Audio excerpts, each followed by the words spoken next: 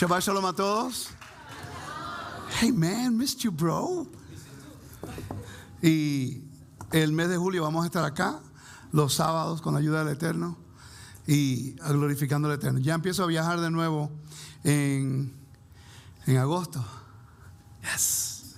Y en noviembre vamos a estar en Israel para una gira en inglés. Y en febrero, a finales de febrero vamos a estar en Israel para la gira en español. Así que espero que algunos se monten en el caballito. Tenemos una familia de Houston, ¿no? Que nos está visitando. Gracias por venir. Me alegro que pudieron estar por este ladito en sus vacaciones. Y los demás pues ya son de acá, ¿no? Ok. Le damos gracias a los hermanos Pesina, los pastores y la pastora y el pastor por la confianza que me han dado. El honor que nos ha dado nosotros, a nuestra hermana Lisa y a nuestra hermana Rafi de permitir una plataforma en su congregación. Y para nosotros es un gran honor de verdad poder hacerlo y que seamos de bendición. Porque en estos tiempos es un poquitico difícil, que a veces tú no sabes con quién verdaderamente contar. Y queremos contar con hermanos que son fieles siempre a la Torah, al Todopoderoso en todo y a su Mesías, a su Hijo Yeshua, nuestro Mesías sobre todo. Porque yo en mi casa serviremos a Elohim. Para siempre. No hay paso atrás. Y cuando alguien se levanta a deshonrar la Torah del Rey del Universo, al Rey del Universo y a su Hijo Yeshua, tenemos que tener el valor de decirlo y honrarlo de una manera que se merezca, ¿no? Porque si no lo hacemos nosotros, ¿quién lo va a hacer? En esta parashá vamos a continuar un poquito los miércoles sin que me saquen del tema. Vamos a hablar un poco acerca de Pagadumá.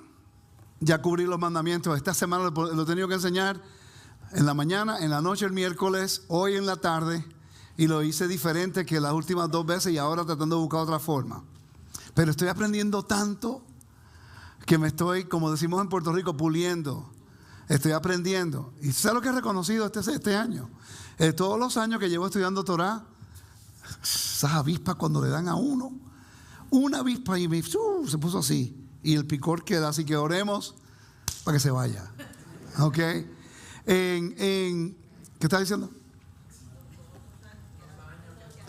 Todos los años que uno lleva estudiando, ¿verdad? Y por eso es que uno necesita un maestro. Porque cuando uno estudia y piensa que sabe algo, uno piensa que sabe algo. Cuando no te dicen nada y no te explican nada, y alguien te escucha y sigue repitiendo lo que tú enseñas y no lo validan, y uno piensa que está correcto y no lo repasa, piensa que, ya lo tengo todo figurado. Este estudio de la vaca roja que usted ve ahí fue mi primer estudio que yo hice en el 2003. That was my first teaching. ¿Ok? 2003, sí. 2003. Ese fue mi primer estudio. ¿Ok? Hice research por meses. El primer estudio que yo saqué fue el de la frecuencia con el cántico de Moisés. Ese fue el primero que saqué públicamente como estudio a la venta, ¿no? Y podemos decir eso. Después fue cuál fue el evangelio, el Aleph Tav, pero este fue mi primero. Yo siempre tenía una incógnita acerca de qué representaba la vaca roja en la Biblia. Puedo decirles que he añadido mucho más después son 20 años. Hoy estaba haciendo el estudio en inglés y aprendí otras cositas y ahora entiendo el por qué el judío entierra a una persona el próximo día. El judío tiene esa costumbre, ¿no? Se muere alguien, para el hueco. Rápido, no pierden tiempo. Tiene que ver con esto. ¿Por qué el judío no, cuando una persona muere y va a ver el sepulcro de una persona judía, no lleva flores? Por esto. Por eso para allá. Corpse impurity. Impureza de un cuerpo muerto. Ellos piensan que cuando tú compras unas flores con el propósito de honrar al muerto, eso se alineaba con las costumbres de adivinación, de encantación y de rituales a los muertos del antiguo mundo. Por eso es que el judío hoy día hace lo que hace. Pone piedra. Exacto. Por eso es que el judío entierra a las personas de cierta forma, en un lugar específico. por las leyes de pureza que implica el libro de Números capítulo 19. Vamos a ir allá. Nos vamos a enfocar solamente en el libro de Números capítulo 19. Vamos a conectarlo con Marcos capítulo 5 y también con Juan capítulo 11. Hoy no pude hacer el estudio, hermana, perdón, quedé mal con usted, porque no pude hacerlo de demonología. Yo sé que la congregación se llenó completita, está saliendo por las paredes porque querían saber de los demonios. No. Pero no pude hacerlo. Quiero preparar algo muy mejor para hacer un estudio de eso. Honestamente se tomaría semanas para poder entender el juego que tomaba el antiguo Medio Oriente y los demonios, los espíritus, todas estas cosas que todo el mundo siempre se pasa buscando en una esquina. Tiene mucho que ver y todo está conectado con el inframundo, todo está conectado con rituales. He llegado a la conclusión que la metodología que yo le estoy tratando de enseñar a todos ustedes se está alineando más y más y más y está más concisa de lo que yo mismo pensaba. Yo siempre hago algo y dejo siempre la puerta abierta de añadir. Pero aquí honestamente no tenemos que añadir, sino tenemos que continuar el ciclo de entendimiento para seguir y estableciendo una base, ¿no?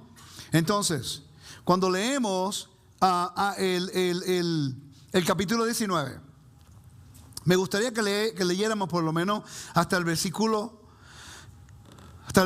20 al 21. Porque quiero establecer una base importante. ¿Ok? Una de las cosas que va a haber aquí es unas reglas cuando una persona toca a una persona muerta. Y la otra regla se encuentra en la Mishnah o Jolot, tiendas, cuando está dentro de un edificio. Por ejemplo, Dios no lo quiera nunca, se muere una persona aquí. El que lo toca lleva un nivel de impureza más alta, pero todos quedamos ritualmente impuros. Pero todos estuviéramos impuros por 7 días si el templo estuviera vigente. Todos estuviéramos impuros por 7 días. Interesante, ¿no? El virus, el COVID, ha traído a la mente lo que es contagio a través de una fuerza en el aire. Una bacteria. Yo pienso que es exactamente lo mismo que está ocurriendo acá, porque sabemos que una persona que muere tiene mucha bacteria. ¿Ok? Y sabemos que a través de animales muertos puede uno adquirir una bacteria y un virus. El Eterno tiene tanta sabiduría y ha creado todo, que no solamente está tratando de psicológicamente hablar al pueblo de Israel para que no tenga miedo al inframundo, porque Él es el Dios de la vida. Pero al mismo tiempo, medicinalmente, está I just finished my English class. So when I go from English to Spanish, my first 20 minutes is a mess. Lo dije todo en inglés, ¿viste? Cuando voy de inglés a español, olvídalo. Estaba tratando de enseñarnos, el Eterno, con estos mandamientos, cómo evitar, eso es, evitar cualquier tipo de bacteria. Que en el mundo antiguo, esas cosas estaban conectadas con el inframundo. ¿Por qué? Una bacteria te ataca, te puede matar. Y para ellos pensaban que estos espíritus en el aire que tú no ves, principales y cosas así, te pueden matar. El virus es algo más real de lo que la gente piensa. Entonces, una persona muerta, desde el momento que mueres, empieza el cuerpo a descomponerse. ¿Ok? Una descomposición. Y entran las bacterias. ¿Ok? Si una persona tiene un virus que te mata y muere y te toca, tú puedes morir. Pues yo pienso que el Eterno hay muchos layers, muchas capas de entendimiento de estos tipos de mandamientos. Una puede ser medicina, otra puede ser rituales para psicológicamente que el pueblo pudiera estar tranquilo de que, ok, tú tocaste algo que tiene que ver con el inframundo, con la muerte que te separa de mí, del Eterno. Estoy hablando del Eterno. Pero yo establezco un ritual que tú puedas entender que el momento que tú satisfaces los pasos, ejecutas los pasos de ese ritual, delante de mí estás bien. No estás en el área del inframundo, no estás en la esfera de la muerte. Puedes entrar a mi esfera de la vida. Para una persona en Israel, eso era sumamente importante, de tal forma que el pueblo vino donde Moisés se lo dijo. Si hay, por razón de tocar un muerto, no podemos comer Pesaj. Es un espacio sagrado. Y el Eterno le dijo, no, tranquilo, no te preocupes, mira, va a haber una solución. Números capítulo 19. Josefo, y se me olvidó buscar la referencia, y anoche antes de acostarme estaba pensando en eso. Por favor, recuérdate la referencia en Josefo cuando él habla de la historia de los judíos, cuando él habla acerca de la vaca roja que mataron después del becerro de oro. Porque murieron gente en el campamento. La Biblia no tiene que decirlo. Ese es el problema que tenemos nosotros con la interpretación bíblica. Si no está en la Biblia, no lo creo. Es que la audiencia, arroz con gandules. ¿Quién sabe qué es arroz con gandules aquí? Ok, ¿quién no sabe lo que es arroz con gandules? Vamos a ver, ¿quién no sabe? Estoy en el lugar equivocado. La hermana no sabe lo que es arroz con gandules. Yo estoy seguro que todo el mundo le va a decir lo que es arroz con gandules. La receta es la misma, pero siempre hay una persona que le añade algo un poquitico diferente, pero es lo mismo. Si no tiene gandules, no es arroz con gandules. Exacto, exacto. ¿Me estás siguiendo? A un puertorriqueño tú no tienes que decirle arroz con gandules. ¿Qué es eso? Si no me das la receta, no te creo. Lo mismo hacemos con la Biblia. En Marcos capítulo 5, cuando hablamos acerca de la hija de Jairo, yo hice el estudio en inglés, ayer lo hice en inglés, para mi clase en inglés. De que Yeshua, y hay una noción de que Yeshua era tan santo y perfecto que no tenía que guardar los mandamientos de la Torah. Es impresionante. Es como que no. La niña no estaba muerta. Yeshua dijo que estaba durmiendo. Pero el texto dice que ella murió. Yo sé que él dijo que estaba durmiendo porque dormir y muerte es sinónimo. Pero el texto te dice que estaba muerta. Él tocó a la niña por la mano. Automáticamente cae bajo los requisitos de purificación en este capítulo 19. No, pero no podemos concebir que el Hijo del Dios viviente pueda ser rociado con las aguas de purificación, porque todo el mundo entiende que la palabra hatat o hataat en el hebreo dice pecado. Y nosotros nunca buscamos las definiciones bíblicas cuando en realidad la palabra es purificación. Repitan conmigo, purificación. Pero se ha traducido pecado. Entonces, obviamente, el lector que habla español, como yo no sé hebreo, tengo que buscar los diccionarios y tengo que buscar todas las herramientas. Y estoy aprendiendo. Yo entiendo que la palabra hatat o hataat se aplica para purificación. Sí, hay pecado, pero también la palabra se usa para purificar de una transgresión o de una transgresión a algo ritual, pero que no lleva el nivel de culpabilidad. Por eso es que no tienes que traer una ofrenda al templo si tú tocas un cuerpo muerto. ¿Verdad que no hay que traerla? You don't have to bring an offering. Solamente pasar por el proceso de purificación. Porque no es algo voluntario. Todo el mundo va a morir eventualmente. Alguien se muere en tu casa. ¿Me estás siguiendo? No conocemos las diferencias y la percepción o el pensamiento de que era inconcebible. Yo lo escuché una vez. No, porque Yeshua es tan santo que si él hacía eso se disminuía, su santidad. Eso no tiene lógica. Yeshua, si no guardaba el mandamiento, se descalificaba como el Mesías. Uno de los requisitos de Yeshua ser el Mesías es guardar el mandamiento cuando le aplicaba a él. Obviamente no podía guardar los mandamientos de una mujer en su estado de impureza, porque Yeshua, Baruch Hashem, no es mujer. Eso no se aplican a él. Entonces la pregunta es, ¿cuántos mandamientos se aplican a un hombre? ¿Y cuántos mandamientos se aplican a una mujer? ¿Y cuántos mandamientos se aplican a todos? Pero no lo sabemos. Entonces hay un argumento todo el tiempo. Es como si Yeshua vino para, como él dijo, para pasar por todo lo que nosotros pasamos, pero él puede hacer lo que él quisiera. Cuando él vino a restaurar y cumplir la ley, cuando él mismo lo dijo, yo no he venido a abrogar, sino a cumplir, a llenar de mayor entendimiento. Entonces, si él sabía que el profanarse ritualmente con la niña que había muerto, que él dijo que estaba durmiendo, pero estaba muerta. ¿Ok? Entonces, profanarse, si él sabía que implicaba el ritual de purificación, él lo sabía, él entendía la Torá. ¿Habrá un mensaje más profundo detrás de eso profético? que nosotros no hemos investigado. ¿Por qué él esperó 4 días con Lázaro?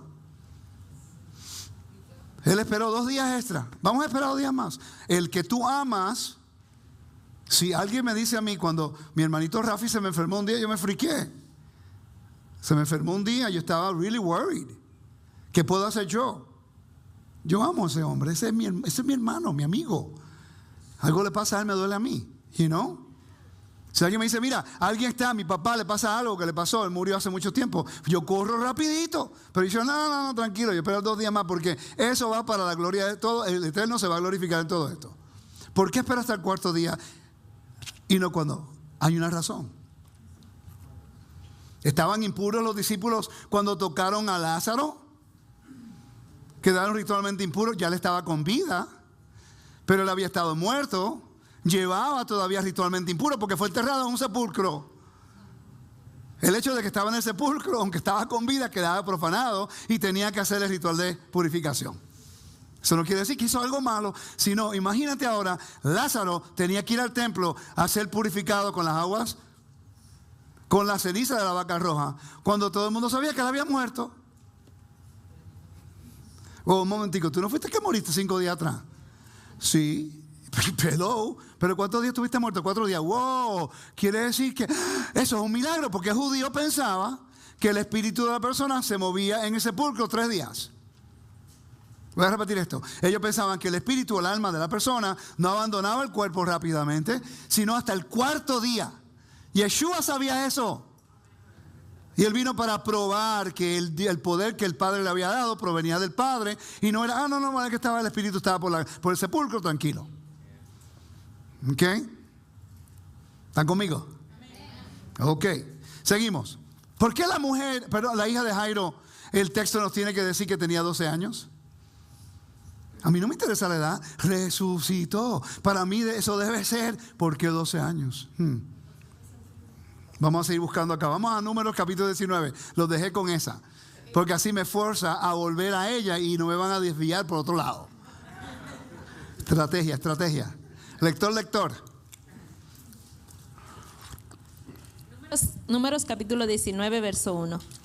Adonai habló a Moisés y a Aarón diciendo: esta es la orden de la ley que Adonai ha prescrito, diciendo: di a los hijos de Israel que te traigan una vaca alazana, perfecta, en la cual no haya falta, sobre la cual no se haya puesto yugo, y la daréis a Eleazar el sacerdote, y él la sacará fuera del campamento y la hará degollar en su presencia. Y Eleazar el sacerdote tomará de la sangre con su dedo y rociará hacia la parte delantera del tabernáculo de reunión con la sangre de ella 7 veces. Ok, entonces, este no es un sacrificio. Yo llamaba esto un sacrificio y no lo es. Eso es un error que cometí 20 años atrás, porque no estaba al tanto de toda la información. ¿Okay? Así que hay que arreglarlo. No es un corbán, no es una ofrenda, no es un sacrificio. Es un ritual que tiene un propósito. ¿Okay? Es un misterio. El mismo judaísmo no tiene una gemara, no tiene opiniones en referencia a esto, porque es un jukok, es un decreto, no tiene explicación. En otras palabras, Dios dijo: hazlo porque yo digo. Cuando los nenes te dicen, ¿pero por qué? ¿Pero por qué? ¿Pero por qué? ¿Pero por qué? ¿Pero por qué? Porque yo digo, es exactamente igualito. Y esto cae bajo la jurisdicción de los kohanim, de los sacerdotes. Quiere decir que hoy día, para que la gente no se hagan de ideas, hoy día todos estamos ritualmente impuros, todos. Nadie puede agarrar una vaca roja, matarla aquí en la Florida, hacer ceniza y después echarle agua. Las aguas tenían que ser en el templo de Jerusalén de Shiloach, de la piscina de Siloé. ¿Ok? Esas son las aguas que utilizaban. Y tenía que ser rociadas por un sacerdote en el templo. O en las ciudades levíticas. Ahora entendemos por qué habían ciudades levíticas. Si tú vives en Galilea no vas a tener tiempo de ir ¿por qué? Porque tiene que ser rociado en el 3.º y el 7.º día. Caminando desde Galilea hasta Jerusalén o de donde te encontraras en la tierra de Israel, se iba a tomar más de 2 o 3 días. Ok, entonces por cierto, y como tiene que ver con ojolot, hay que pronunciar la palabra perfecta hoy día en hebreo, ojolot, ok, en la Mishnah te habla que en tu tienda Te va a dar las leyes ahorita. En tu tienda, si alguien muere, todo lo que está dentro de la tienda queda profano. Todo y toda la gente. Igual que el virus. Pobrecito mi hijo mayor, Rico Jr., cuando empezó el virus, él era el único que estaba trabajando fuera, porque nosotros trabajamos en nuestro hogar, porque todo es por el internet. Cuando el muchacho llegaba, lo esperábamos, ya le damos una ropa aquí y le dice, ¿no le echamos spray una vez? ¿Qué fue lo que le echamos una vez? ¿Qué fue lo que hicimos? Porque como que nos fuimos un poquito muy extremos. Ajá. Sí, él se quitaba la ropa y después se iba y se bañaba. Y los zapatos dejaban afuera. El pobrecito, lo único que trabaja afuera por el virus del COVID. Porque sabíamos que era un contagio, ¿no? Y terminamos todos siendo contagiados de todas formas. Pero, una pregunta. ¿Usted vio el virus? El virus lo tocó la puerta. Yo, voy a tu casa. Pero a muchas personas desafortunadamente murieron. Los mató, ¿no? Quiere decir que una fuerza en el aire le echó miedo a medio mundo. Todo el mundo tenía miedo, ¿sí o no? Porque no entendíamos lo que era. Imagínate si en el mundo antiguo lo que Dios está aquí dando un decreto que no puede ser cambiado por nadie, era para calmar al pueblo de cualquier miedo en contra de demonios. Esa era la razón. Porque ellos hacían servicio del inframundo. Y por ejemplo, los mesopotamios pensaban que cuando una persona moría, venía el demonio, un demonic being, algo demoníaco, y tomaba posesión del cuerpo. ¿Okay? Y de repente el Eterno dice, no, familia, tranquilo, un poquito de agua entra. Pues tiene que ser el tercero y el séptimo día. Ok, entonces, esto es un mandamiento para los hijos de Aarón, solamente para ellos. Quiere decir que hoy día esto no se puede hacer en ningún lugar. Por eso es que esto es importante, este capítulo es importante para la venida del Mashiach. Vamos a hablar de profecía un segundo. Ok. El monte del templo, ¿está profano? Sí. Es santo porque Dios puso su nombre allí, pero ritualmente está profano. Allá han enterrado personas de Jordania en el monte. ¿Ok? Han enterrado personas. También ellos han sembrado árboles y mucha gente ha muerto en ese lugar. Cuando dice el monte donde está no la mezquita, sino el domo de la roca. Toda esa área ha sido profana. Entonces, dice los arcos. Vamos a hablar acerca de los arcos para entender por qué proféticamente. Lisa, don't let me deviate from this for right now. Bring me back, okay? ¿Por qué es que cuando la vaca roja sea descubierta o ya esté preparada, tenemos que mirar que estamos cerca de la venida del Mashiach? ¿Por qué? Para que el Mesías venga, y esto es algo que no se está tocando mucho porque pensamos que va a venir en cualquier segundo y eso no es verdad. Que Él tiene un tiempo señalado para cuando Él venga. Así el mismo tiempo señalado que esperó para resucitar a Lázaro. Eso es una enseñanza que tenemos que estudiar. Cuando la vaca roja esté lista, entonces algo va a ocurrir, la cual, entonces el monte del templo va a ser de nuevo bajo la jurisdicción de Israel. Va a ser recuperado.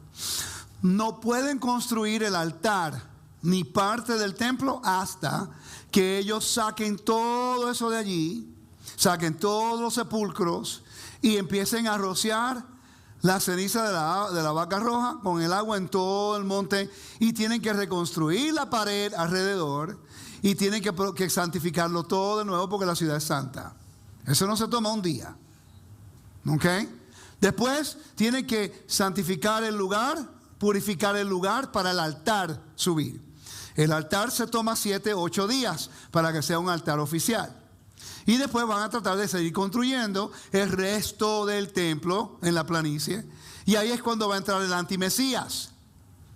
¿Usted recuerda cuando Antíoco trajo un cerdo y profanó el templo?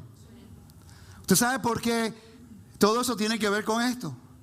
El cerdo, ¿qué tipo de animal es? Es que un inmundo, ¿pero por qué es inmundo? Porque come cosas muertas. Eso es un basurero, come todo.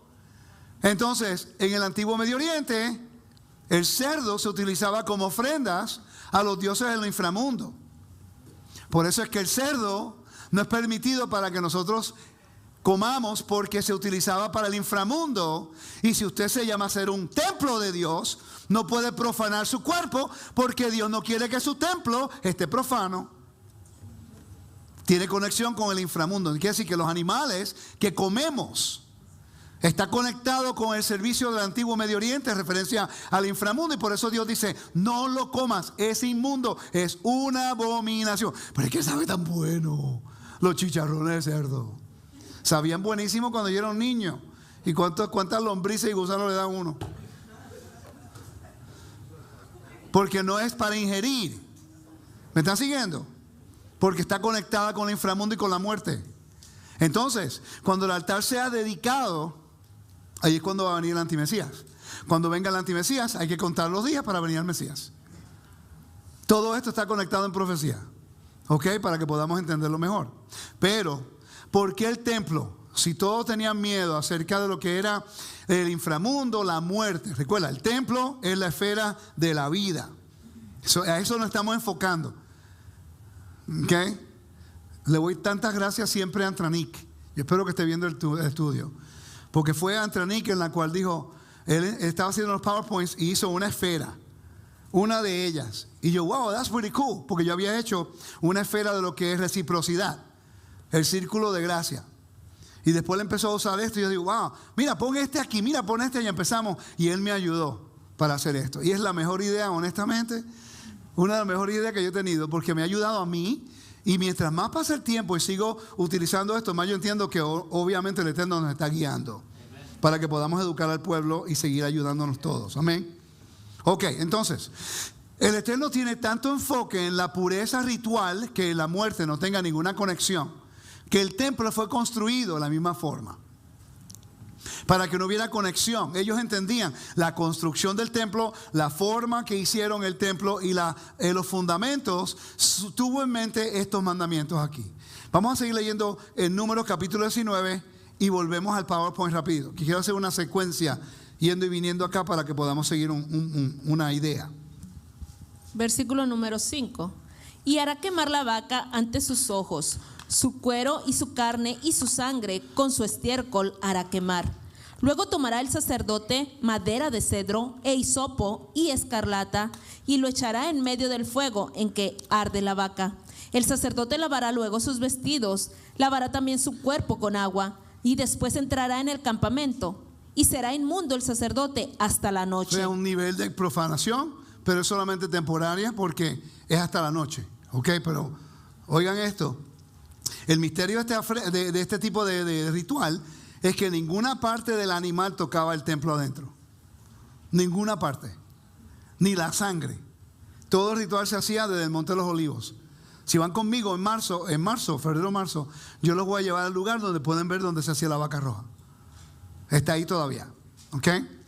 Lo van a ver y van a ver cómo se alinea todo. Van a poderlo ver. ¿Ok? Entonces, el misterio era ese. El sacerdote agarraba y hacía así 7 veces hacia el templo. Hacía 1, 2, 3. La forma que lo hacía. ¿Ok? Ese es el misterio. El misterio también era, si usted estaba ritualmente impuro por tocar algo impuro, muerto, cuando yo hacía el ritual, oigan esto, de rociar las aguas hacia usted, yo quedo impuro como el sacerdote y usted ahora puede entrar. Pero yo no lo toqué. Yo no lo toqué. ¿Cómo entonces puede ocurrir eso? La muerte del Mashiach, la impureza de la muerte que vino sobre él, nos da a nosotros el acceso para entrar Y es interesante que Juan capítulo 11 lo dice. Caifás mismo lo dice. Dice, para que uno muera, porque los romanos, te lo voy a leer ahorita, lo dice en Romanos capítulo 11. Ese es el misterio, ¿no? Esas son las conexiones con el Mesías. Entonces, recuérdense que todo lo del templo está conectado. Le voy a dar diferentes bases y formas de lo que representa este mandamiento para que tengamos una conexión y un fundamento más amplio no tienen que recordarlo todo. La idea es entender que la Biblia te tiene un mandamiento que no tiene explicación, pero en realidad todo lo demás ahora se aplica basado en algo que no tiene explicación. El judío dice, se murió alguien, entiérralo. ¿Pero por qué tan rápido? Llora después, entiérralo. ¿Pero por qué? Porque corpse impurity, tumá. Oh, ok, entiendo. Por eso que en el judaísmo, el Shiva, los judíos ponen una ¿qué? ¿Qué ponen en los espejos? ¿Por qué los cubren? ¿De dónde tú crees viene eso? ¿Del antiguo Medio Oriente? ¿Los cubren cuando alguien muere? Sí, nos cubren, no se quieren ver. ¿Rafi? Sí, porque quedan impuras. Se ha convertido en tradición, pero en realidad vienen de estos mandamientos. ¿Por qué en Marcos capítulo 7 los fariseos tenían tanto y tanto empeño de mantener todo ritualmente impuro? Las vasijas las lavaban y no permitían que una persona que no conociera comieran con ellos. ¿Por qué? Por miedo de impureza de muertos. Y Yeshua le está diciendo, ustedes están utilizando elementos del templo fuera del ámbito del templo, oprimiendo a la gente, pero ustedes son sepulcros blancos. En otras palabras, mira el contraste. Tú estás tratando tan desesperadamente que si hoy día, si yo le doy una botella de vino a un judío ortodoxo, y lo he hecho, y de repente se me olvida y hago así, no se la tomo aunque sea kosher, porque él no sabe si yo he tenido conexión con muertos. Pues como no soy judío para él, soy impuro, ¿ves? Aunque no le hice así, le hice así. Pero el hecho de que toqué, eso viene de purezas del templo que se aplican a la vida cotidiana fuera del templo. ¿No tiene lógica? ¿Ok? Entonces Yeshua le dice a los fariseos, a estos fariseos le dice, sepulcros blancos. Tú estás oprimiendo a la gente con estos rituales fuera del templo, pero tú eres huesos caminando. Por dentro eres inmoral. ¿Me están siguiendo, no? Ok. Seguimos. ¿Viste cómo estamos conectando el Nuevo Testamento? Ok. El versículo 7, mi hermana. No, el 8. El 8. Asimismo, el que la quemó lavará sus vestidos en agua también, lavará en agua su cuerpo y será inmundo hasta la noche. Y un hombre limpio recogerá las cenizas de la vaca y las pondrá fuera del campamento en lugar limpio. Ok, lugar limpio. Quiere decir que habían las ciudades levíticas, el monte de los olivos, y está a la puerta la aplicación del templo. Vamos a la aplicación del templo para que lo puedan ver. En la aplicación del templo se llama el lugar donde se guarda la vaca roja. Si estamos mirando en la puerta del este de las mujeres, lo voy a llevar allá para que lo puedan ver. Yo espero que cuando pase el Shabbat puedan comprar la aplicación. Estamos en el área de las mujeres, vamos a caminar aquí fuera, ¿ok? Caminando hacia afuera. Hermano, una pregunta. Dígame. Cuando quemaban la super vaca roja,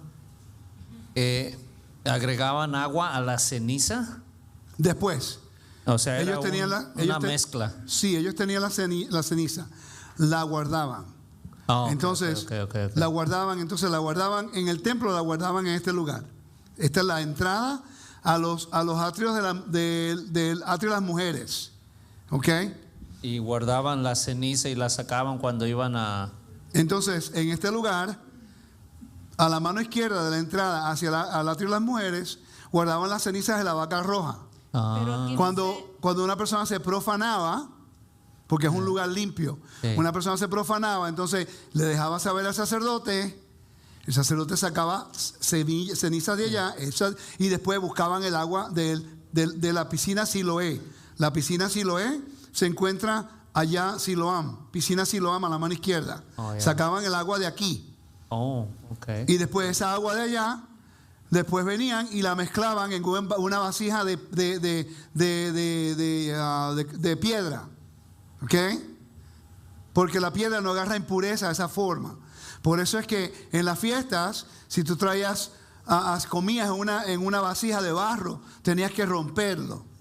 Comían de piedra. ¿Por qué? En el desierto tú dejas la piedra a cierto tiempo de temperatura, un tiempo de temperatura, y mata la bacteria en la piedra, pero no en la vasija de barro. ¿Ok? ¿Me está siguiendo?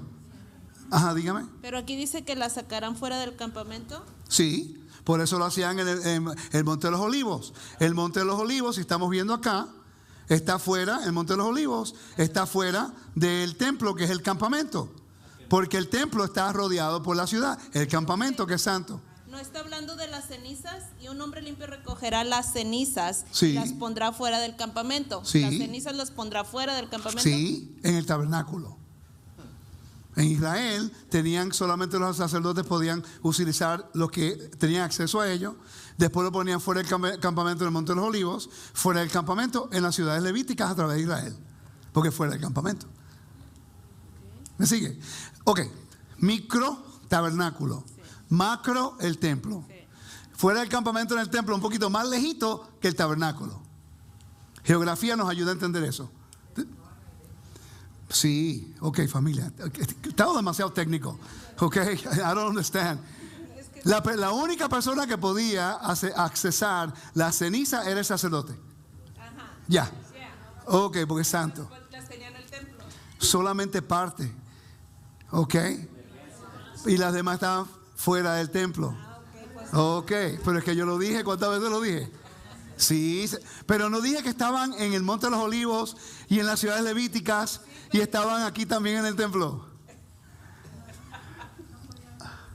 ¿Ah, perdón? ¿Y en el templo podía haber algo impuro? ¿Que en el templo podía haber algo impuro? Depende de qué tipo de impureza. ¿Las cenizas no eran impuras? No, las cenizas no. Por eso era que los sacerdotes, eso es una buena pregunta. Las cenizas no eran impuras, por eso era que te podía purificar.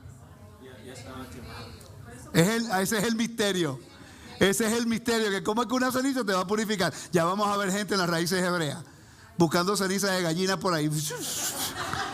De ahí sale la costumbre del catolicismo de poner. El catolicismo es de poner la ceniza en la frente y después se van a adorar a los. Anyway, seguimos. Ok, no hay más preguntas técnicas, ¿verdad que no? Seguimos. Ok. ¿Están pasando bien? Ok, good. Eso es bueno hacer preguntas, a mí no me molesta.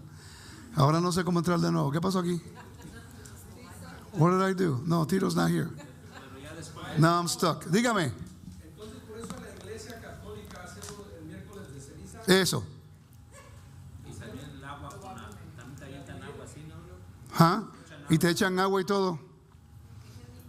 Got it. Thank you. Es el mismo ritual copiado. La iglesia católica agarró literalmente, por eso un católico cuando entra a la Torah se le hace bien fácil. La liturgia es la misma, lo único, uno es latín y la mezclaron con el mitraísmo. Ok, todos los rituales los sacaron del templo y lo mezclaron, un sincretismo. Al que se le hace difícil seguir la Torah es el cristiano pentecostal, bautista, evangélico, metodista. No, el metodista tampoco. El metodista cuando lo entra lo entiende. Lo que tienen una liturgia, lo que tiene una estructura se le hace fácil. Ok. Ok, seguimos. Entonces, el versículo 9. Quiero avanzar porque ya son 6:15. Y un hombre limpio recogerá las cenizas de la vaca y las pondrá fuera del campamento en lugar limpio y las guardará la congregación de los hijos de Israel para el agua de purificación. Ok, la pregunta suya, pero el lugar, lo que usted hizo es buena pregunta, por eso se necesita un cuerpo judicial, para entonces decir, pero ¿dónde es ahora fuera el campamento en Israel, en Jerusalén? Entonces ahí cuando entra el Sanedrín, el cuerpo judicial de los sacerdotes decían, bueno, ahora se expandió Jerusalén, tenemos una tierra, tenemos más propiedad, no pueden llegar porque tienen que ser ¿qué? Rociados al tercero y al séptimo día. Entonces si tú vives más allá de llegar de 3 días de Jerusalén, pues obviamente te tiene que facilitarle a la gente de poder ser rociados, porque el mandamiento dice que si no lo haces, el tabernáculo queda profanado, el templo, y tú eres cortado de entre el pueblo. Wow. Entonces ve cómo hay una enmienda al mandamiento, que en el tabernáculo fuera del campamento era del tabernáculo, pero cuando están en el templo ponen la ceniza de la puerta de las mujeres, que era exactamente el lugar del tabernáculo. ¿Me siguieron en esa? Ahora lo expliqué bien. Ok, continúe. Es expiación, versículo 10. Sí. Y el que recogió las cenizas de la vaca lavará sus vestidos y será inmundo hasta la noche, y será estatuto perpetuo para los hijos de Israel y para el extranjero que mora entre ellos.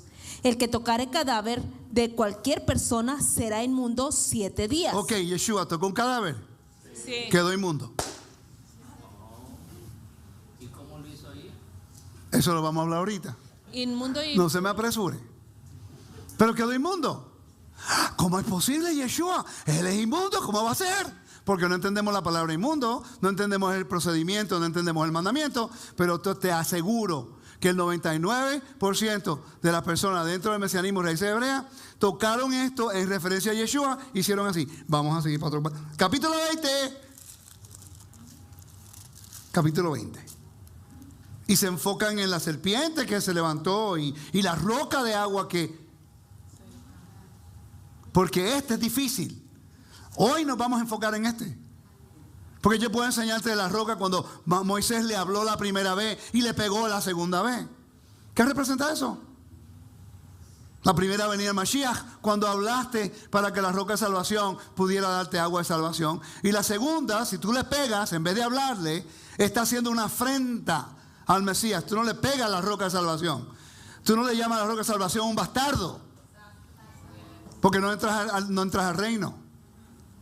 Interesante, la parashá revela el corazón de la gente. Impresionante como todo ocurre igualito. ¿Ok? Entonces, dice, todo cadáver, cualquiera que persona, será inmundo 7 días. 7 días.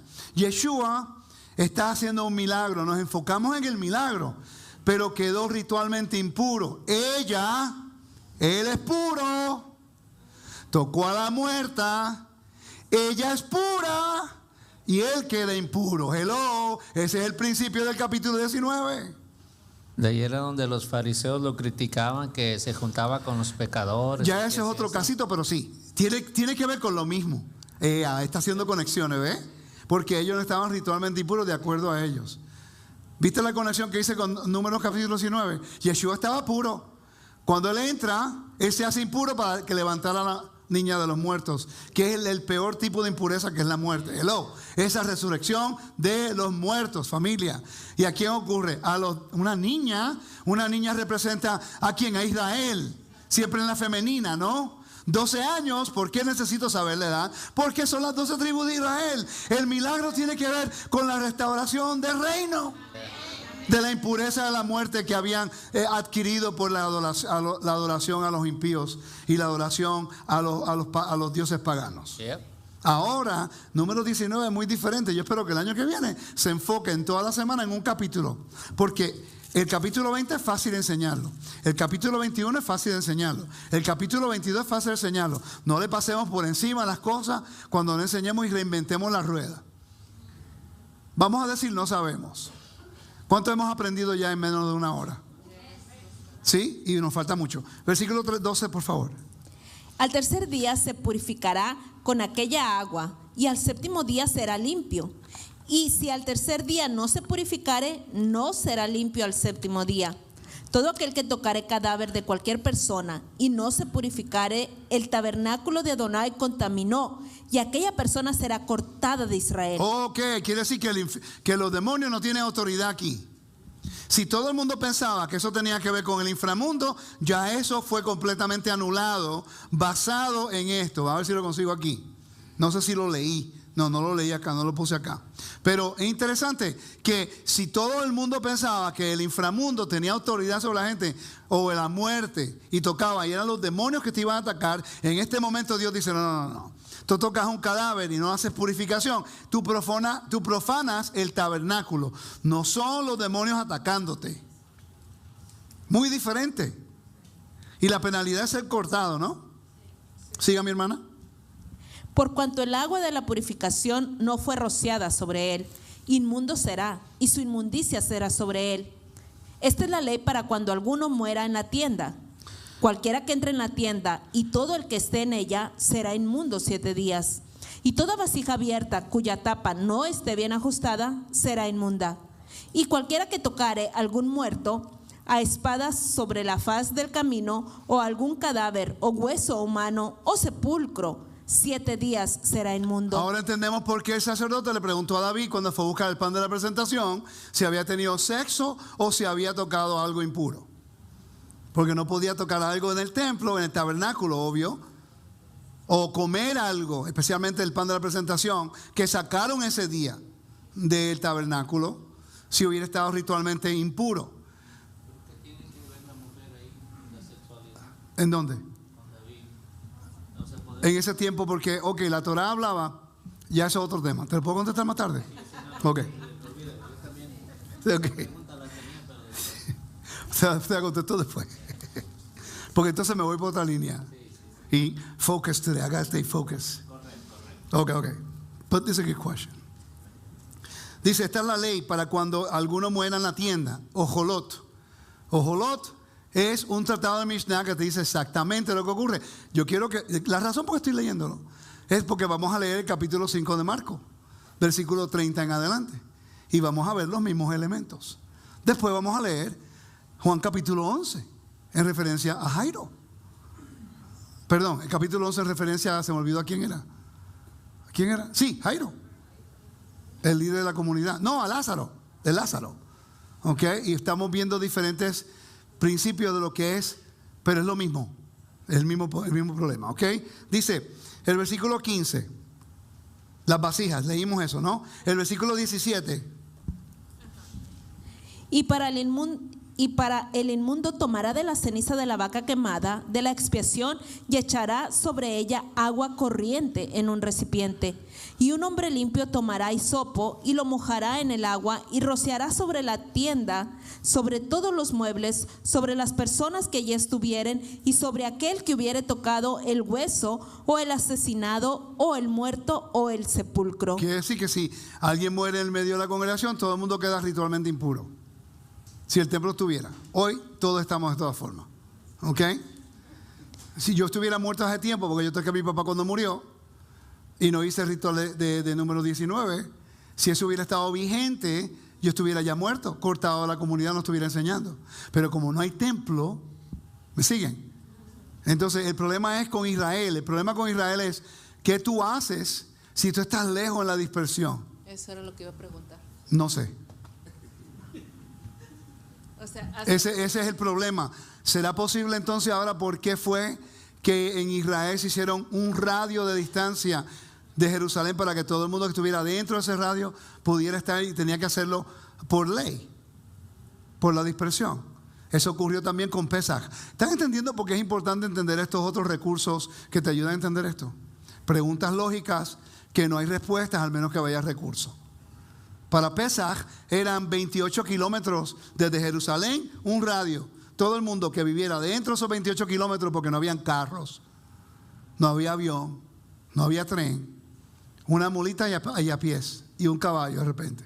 Tenías que llegar a Jerusalén. ¿Ve? Ahora, en referencia a este tipo de impureza, no sabemos. Tendría yo que buscar un poco más.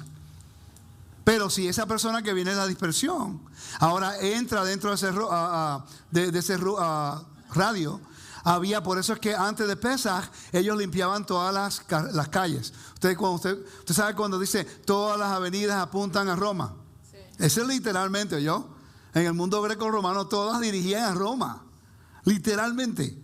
Cuando íbamos a Jerusalén, todas dirigían a Jerusalén, en Israel. Entonces ellas las limpiaban. Si había un sepulcro, lo marcaban con cal. Sepulcros blancos, ¿eh? Para que todo el mundo supiera que ahí hay un sepulcro, no te puedes parar allá. Y había una distancia en la cual tenía que tener una distancia para que no entrara. Porque ellos pensaban, y ahí es donde entra lo que voy a decir ahora, ellos pensaban que había una contaminación. ¿Ok? ¿Está teniendo sentido lo que estoy hablando, familia? Sí. Ok. No sabían que había tanto en ese capítulo, ¿verdad que sí? Ok. Dice, ¿iba a decir algo? Perdón. Exacto. Los pintaban para que todo el mundo supiera. Si usted va a subir a Jerusalén, ok, imagínense que llegó 2 días antes de Pesaj y usted vive en la dispersión y tocó algo muerto y no lo supo. No puede guardar Pesaj. Por eso la gente llegaba antes de Pesaj, para estar seguro que no hubiera ningún problema. Es posible que la gente llegara mínimo 10 días, porque tenía que hacer rociar con las aguas de purificación al tercero y al séptimo. Si lo hace solamente en el séptimo no es aceptable, tiene que ser en el tercero y el séptimo. ¿Me sigue? Esperar los 7 días, ¿no? Ok, entonces el versículo 18 dice, ya leímos ese, ¿no? Sí. El 19 siga. Y el limpio rociará sobre el inmundo al tercero y al séptimo día. Y cuando lo haya purificado al día séptimo, él lavará luego sus vestidos, y asimismo se lavará con agua, y será limpio a la noche. Y el que fuere inmundo y no se purificare, la tal persona será cortada de entre la congregación, por cuanto contaminó el tabernáculo de Adonai. No fue rociada sobre él el agua de la purificación, es inmundo. Le será estatuto perpetuo también el que rociare el agua de la purificación lavará sus vestidos, y el que tocare el agua de la purificación será inmundo hasta la noche. Y todo lo que el inmundo tocare será inmundo, y la persona que lo tocare será inmundo hasta la noche. Ok, hay diferentes niveles pero tenía que hacer purificación, ¿no? Dice aquí un qué, ¿le será estatuto qué? Ok, ¿puede Yeshua romper eso? Entonces, ¿él tocó a una persona muerta? Tenía que hacer eso. Tenía que hacerlo. Eso no limita a Yeshua como el Mesías, no limita nada a su divinidad, no limita nada a su rol, para nada. Cuando alguien dice eso, no entiende la Biblia, no entiende el templo. Volvemos al mismo problema. Me acusaron hace poco en Facebook, qué raro, de ¿cómo se dice? El fanatismo del templo que yo tengo. Porque no puedo entender el Nuevo Testamento si no entiendo acá. Alguien hace poco estaba diciendo que quería enseñar los mandamientos del Nuevo Testamento uno por uno. Y yo, los mandamientos del Nuevo Testamento uno por uno. Pero si estás diciendo eso, estás promoviendo que Yeshua cambió la Torah. Decimos las cosas. No, y supuestamente guarda Torah. Porque no estudiamos el templo. Cuando yo le digo a ustedes, familia, estudiemos el templo, no es porque yo quiero que usted estudie el templo porque yo tengo solamente una fascinación con el templo. Es porque lo que me dijo mi maestro 10 años ya, casi 12 años atrás, es verdad. Entiendes el templo, entiendes la Biblia. Tiene lógica. El 45% de los mandamientos tiene que ver directamente con el templo. Todas las fiestas tienen que ver con el templo, el área que menos estudiamos. Entonces, se nos ataca porque queremos saber el corazón del Eterno. Pero después cantamos, Ki mitzion tetze Torah, Ki mitzion tetze Torah, que de Zion saldrá tu Torah y de Jerusalén su palabra. Cuando Zion es el templo, you can't have it both ways. Y ese es el problema que estamos teniendo, que la falta de la educación de un tema tan importante en la Biblia la estamos descartando, y después citamos Marcos capítulo 5 y no tenemos la menor idea. Y después, si yo digo que Yeshua tenía que hacer este ritual, se van en contra de uno diciendo que estamos minimizando al Mesías. No, él está guardando la Torah, que es lo que estamos buscando. Si alguien me dice que Yeshua era tan santo que no podía hacer eso, acabas de probar al judaísmo porque no quiere seguir a Jesucristo. Estuviste de acuerdo con el judío porque rompió la Torah.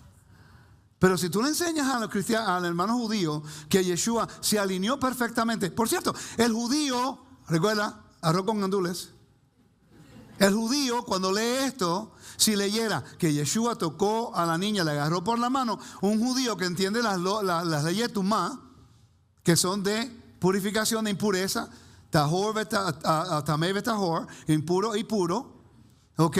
Entiende rápidamente que Yeshua, judío, es el secreto más grande de la historia. ¿Están preparados, hermana? ¿Están preparadas? Pastor, este es para usted. El secreto más grande de la historia es que Yeshua era judío. Hablaba hebreo y arameo. Comía limpio y guardaba los mandamientos. Un judío lee eso y lee el Nuevo Testamento y ve que Yeshua tenía que hacer este ritual cuando subía a la fiesta a Jerusalén. No, la Biblia no lo dice, no tiene que decirlo, porque la Biblia fue escrita para nosotros, pero no a nosotros. Nosotros tenemos la traducción en español, y mala que es también. Ok, entonces, con este problema vamos a Marcos 5. Y antes de entrar a Marcos 5, voy a parar un momentico acá. No me voy a enfocar mucho aquí. Pero vamos a hablar que en el templo había tanta preocupación por lo que era impureza, que se construyó el templo en arcos. Se construyó una red de arcos de 2 niveles sobre el lecho rocoso que protegía aún más contra posible tumá, impureza. Se evita que el tumá de una tumba se eleve más de un cuadro. ¿Ok? En otras palabras, el templo estaba construido en arcos de esa forma. Por miedo a la impureza, a lo que era con muerte, sepulcros. ¿Cuántos de ustedes no sabían eso? Yo puedo validar eso porque yo estuve en ese lugar. Yo estuve, mis ojos pudieron ver, mis ojos pudieron captar el hecho de que en este lugar, en el sureste del templo, que yo fui y mi maestro Joseph Good, Walter Agosto estuvo conmigo y Radisson estuvo conmigo ese día, que Francisco Radisson de Puerto Rico. Estuvimos en este lugar y estos son, si esta es la planicie del templo, es el este, el sur, el oeste y el norte. Estábamos en esta esquina, en esa esquinita aquí. Fuimos los primeros personas no judías de entrar a ese lugar desde 2001. En aquel tiempo no era una mezquita, ahora es una mezquita de los musulmanes. Pero estamos viendo los arcos donde se llama los establos de Salomón.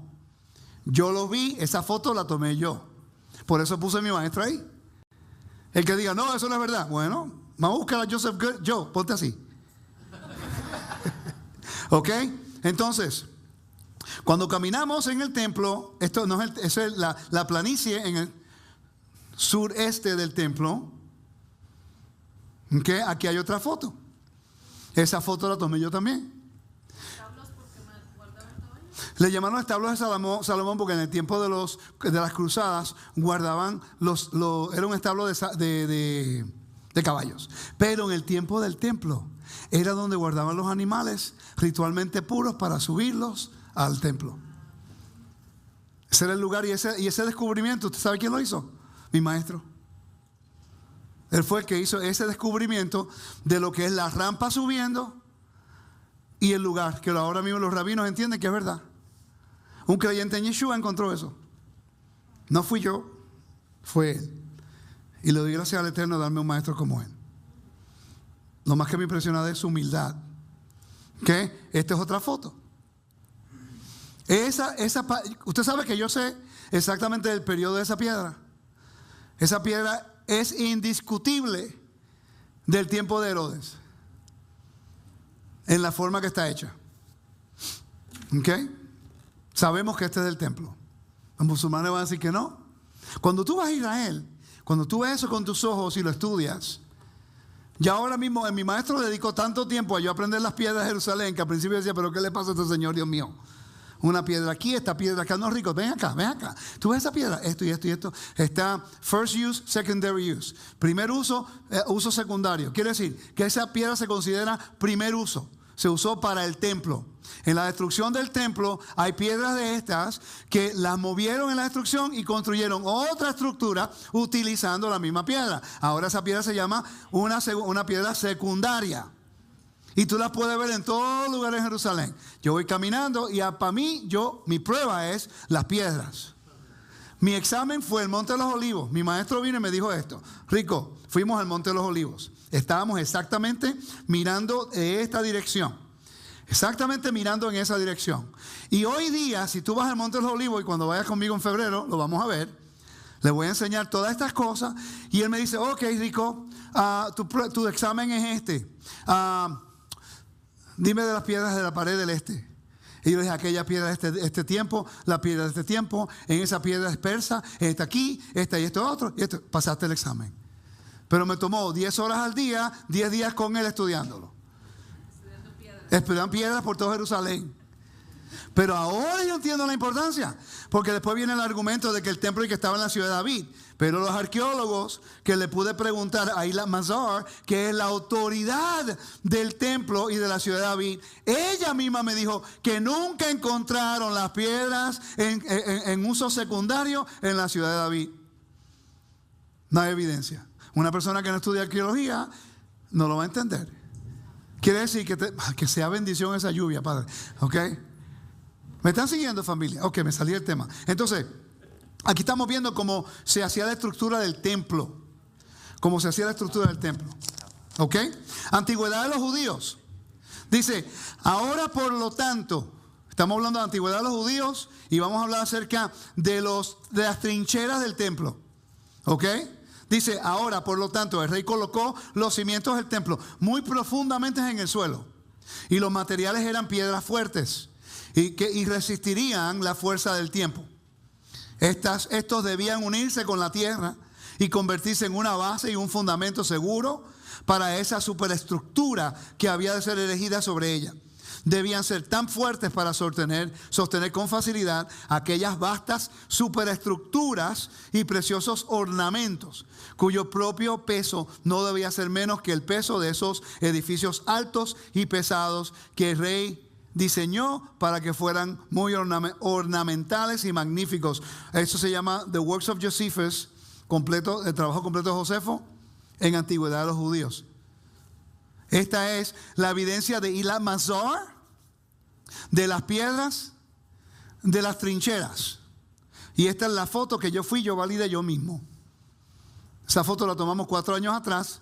Mi maestro me llevó al lugar de las trincheras y me dice, me leyó Josefo, me dice, aquí tú estás. Y fue construido en el bedrock, en la piedra. ¿Ok? Esto es importante. ¿Por qué lo hicieron así? ¿Por qué todas las cisternas en el templo eran de piedra? Por miedo de impureza. Yo estoy enseñando esto con un propósito, familia. Si el templo de Dios está tan they were so enfatizados en proteger de lo que es la impureza de muerte, de tal forma que las construcciones de las paredes que usted ve hoy día allí llegaron hasta lo más profundo. Por cierto, cuando está la pared de los lamentos, es como decir, ok, esta es la pared de los lamentos, ¿no? Pero está parado aquí orando.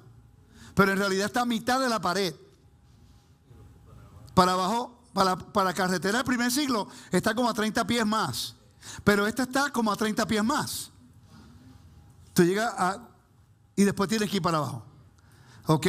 Entonces, esta es otra que yo mismo tomé. Las mismas piedras.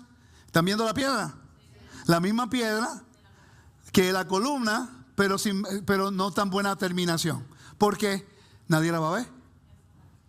Por cierto, ahí encontraron una cisterna completamente de piedra.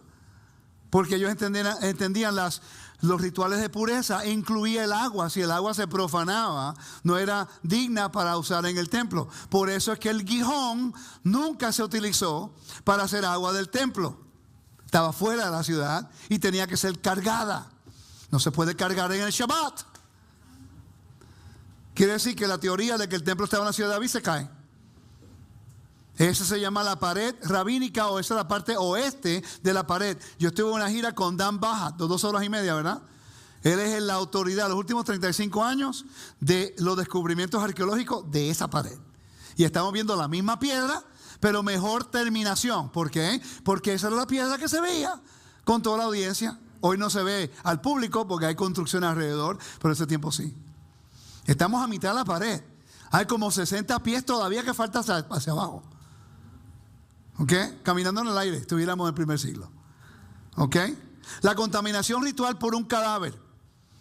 Este es el comentario de Walton. El culto a los muertos estaba muy difundido en el antiguo cercano oriente. Aunque en Mesopotamia y en el antiguo Israel no había un concepto definido sobre la vida en el más allá. Siempre se creía que los espíritus de los muertos podían afectar a los vivientes. Por ejemplo, en los textos heteos, el terror a los muertos parece provenir del temor de estar impuro antes los espíritus de los muertos, así como se estaría delante de un Dios.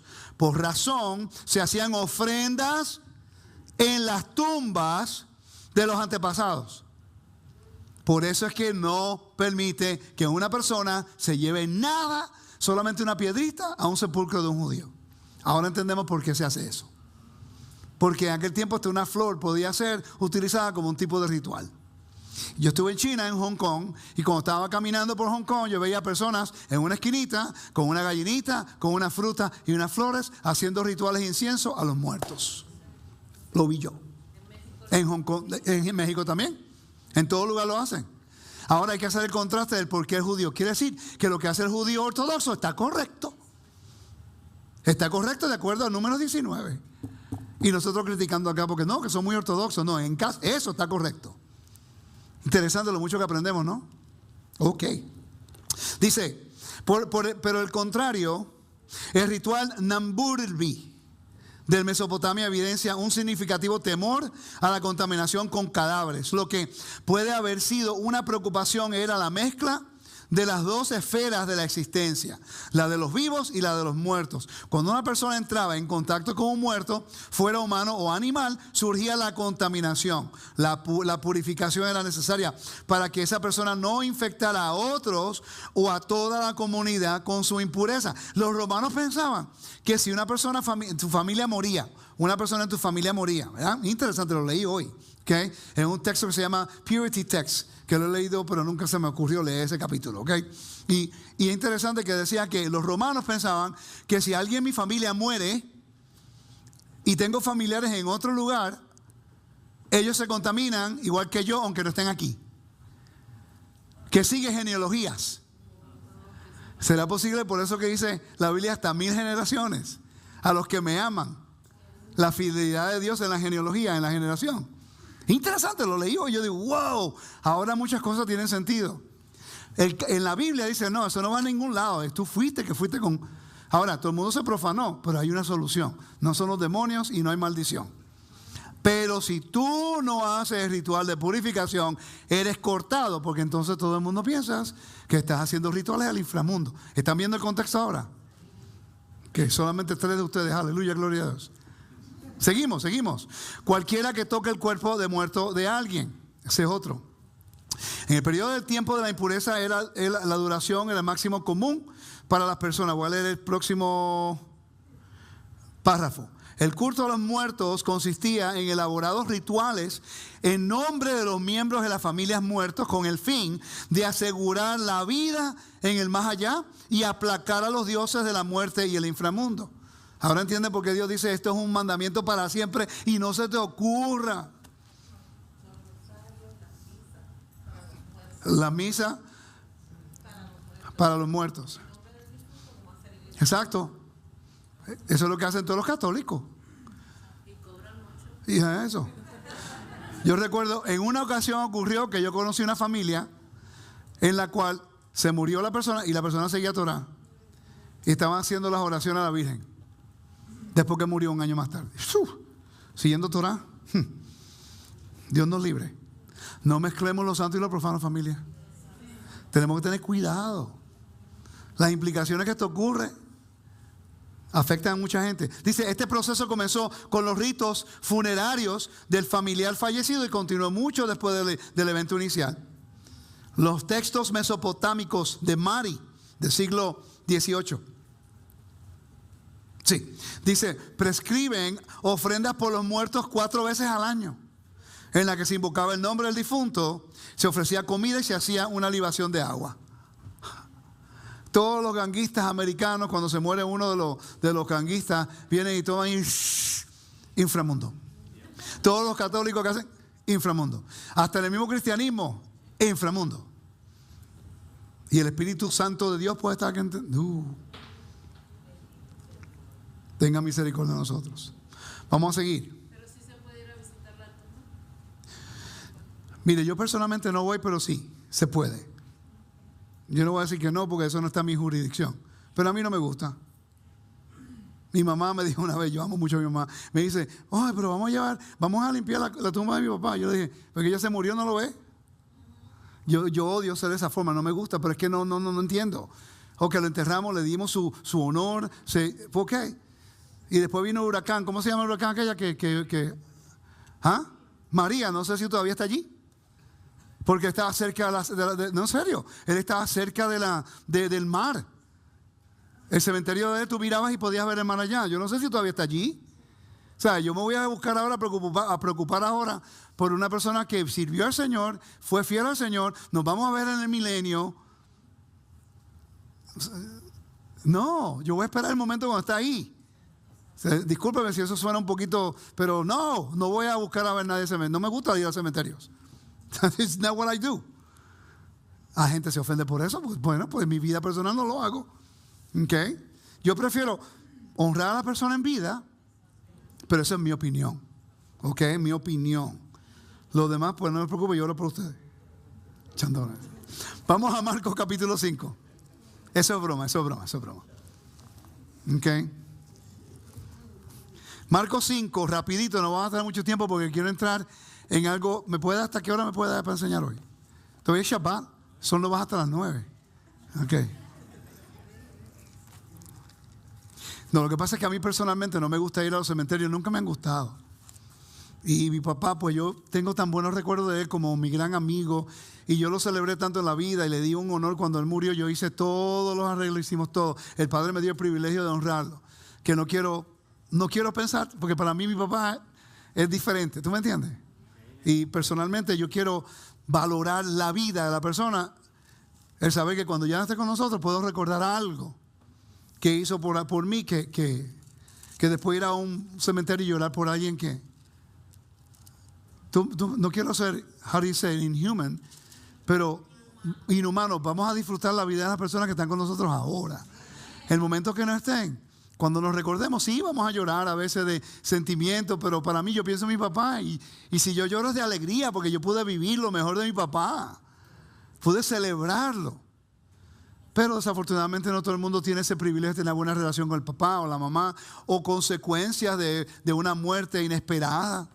Yo conocí un familiar que la mamá se murió y nunca tuvieron una buena relación. Y cuando la mamá se murió, ella quedó completamente impactada para siempre.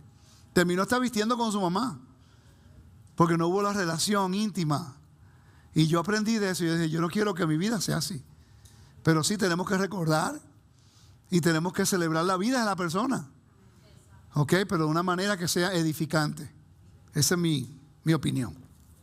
Marcos capítulo 5. Vamos a hablar acerca de la mujer, la hija de Jairo. No vamos a hablar de qué ocurrió con la mujer del manto hoy. Solamente la hija de Jairo. Hermana, versículo 21 en adelante, por favor. Marcos 5, 21. Pasando otra vez Yeshua en una barca a la otra orilla, se reunió alrededor de él una gran multitud, y él estaba junto al mar. Y vino uno de los principales de la sinagoga, llamado Jairo, y luego que lo vio, se postró a sus pies. Ok, pregunta, ¿qué representa el mar? Caos, muerte, exilio, vergüenza. Ok, siga. Y le rogaba mucho, diciendo: mi hija está agonizando, ven y pon las manos sobre ella para que sea salva y vivirá. Fue pues con él y le seguía una gran multitud y le apretaban. Pero una mujer que desde hacía 12 años padecía de flujo de sangre y había sufrido mucho y de muchos médicos y gastado todo lo que tenía y no había aprovechado, antes le iba peor. Ok, la mujer representa a Israel. Está hablando de los efraimitas, de Efraín, los 10 tribus de Israel. Y no tengo tiempo de cubrirlo hoy, pero dice que Israel buscaba por todos lados y estaba como doctores porque estaba enferma. Esto es, todos los eventos que están ocurriendo acá tienen que ver con una nueva creación, tiene que ver con resurrección, tiene que ver con espacios sagrados, tiene que ver con todas estas cosas. ¿Ok? Seguimos el versículo 27. Cuando oyó hablar de Yeshua, vino por detrás entre la multitud y tocó su manto. Hay un manto, hay una profecía, yo creo que es Malaquías capítulo 4, en la cual dice que el sol de justicia, el manto que estaba hablando tenía el sitiot, los sitit, el sol de justicia, y ellos pensaban que en los mantos de un hombre justo hay sanidad. Kanaf, en hebreo, kanaf. ¿Ok? Seguimos. Porque decía: si tocare tan solamente su manto, seré salva. Y enseguida la fuente de su sangre secó, y sintió en el cuerpo que estaba sana de aquel azote. Luego Yeshua, conociendo en sí mismo el poder que había salido de él, volviéndose a la multitud, dijo: ¿quién ha tocado mis vestidos? Sus discípulos le dijeron: ¿ves que la multitud te aprieta y dices: ¿quién me ha tocado? Ok, vamos al versículo 35, ya sabemos la historia. Versículo 35. Mientras él aún hablaba, vinieron de casa del principal de la sinagoga, diciendo: tu hija ha muerto. Ok, hay testigos, murió. El texto dice murió. ¿Yo estoy viendo bien? Ok, no es que estaba en coma. No que a lo mejor, eso han sido los argumentos de 2 semanas. No, pero a lo mejor estaba en coma. Es que Yeshua dijo que estaba durmiendo. Pero es que los testigos dijeron que estaba muerta. O sea, te queremos acomodar tanto las cosas que no lo hacemos bien. No podemos acomodar la Biblia de tal forma sin entender el conocimiento y el mensaje detrás del mensaje. Hay un mensaje aquí detrás del mensaje, que nunca lo hubiéramos entendido bien si no entendemos Números capítulo 19 y las purezas y los rituales de pureza. Ok, seguimos. ¿Por qué molestas más al maestro? Pero Yeshua, luego que oyó lo que se decía, dijo al principal de la sinagoga: no temas, cree solamente. Y no permitió que le siguiese nadie, sino Pedro, Jacobo y Juan, hermano de Jacobo. Y vino a la casa del principal de la sinagoga y vio el alboroto y a los que lloraban y lamentaban mucho. Si estaba durmiendo nada más porque están llorando y al alboroto. Y entrando les dijo: ¿por qué alborotáis y lloráis? La niña no está muerta, sino duerme. Próximamente van a comenzar lo que se llama la haftará de consolación. ¿Cuántos de ustedes nunca han escuchado acerca de la haftará de consolación? ¿Alguien? Levante su mano. Nunca lo han escuchado. Ah, perfecto. Ok. Después del Ninth of Av, el noveno de Av, que fue la destrucción del templo, hay 7 semanas que apunta a Yom HaKippurim, el día de expiación. Y son 7 semanas, yo creo que con el libro de Deuteronomio, que empieza a apuntar a las 7 haftará de consolación. ¿Ok? Se lee la porción de los profetas.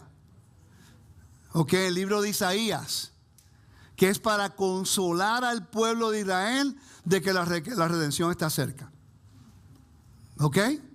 Y cuando leemos las haftará de consolación o las porciones de los profetas en ese lapso de tiempo, podemos ver cuando dice: despierta, despierta, oh Israel. Alguien que lo busque en su computadora ahí rapidito: awake, awake. Slumber. Pon slumber en Isaías. Comfort, comfort my people. Consuela, consola a mi pueblo. Eso es uno de ellos. Todo apunta a la resurrección y la nueva creación en el libro de Isaías. Yo pienso, en mi opinión, que Yeshua está literalmente pasando los eventos bíblicos basados en la restauración de las profecías en Isaías. Por eso es que el libro de Isaías es el libro más citado en el Nuevo Testamento. ¿Ok? Ok. Entonces, siga, hermana. Versículo número 40. Y se burlaban de él, mas él, echando fuera a todos, tomó al padre y a la madre de la niña y a los que estaban con él, y entró donde estaba la niña. Recuérdate que todos estaban dentro, ¿no? Quiere decir que la niña estaba muerta, ¿sí? Sí. ¿Estaban contaminados o no? Sí. Ah, pero no tocaron, al menos. Yo sé que alguien allí tocó a la niña, porque ¿cómo vas a saber si está muerta si no la toca? Pero no dice quién la tocó, ¿no? Pero todos estaban contaminados igualitos. Quiere decir que todo el mundo en esa casa tenía que pasar por cuál ritual.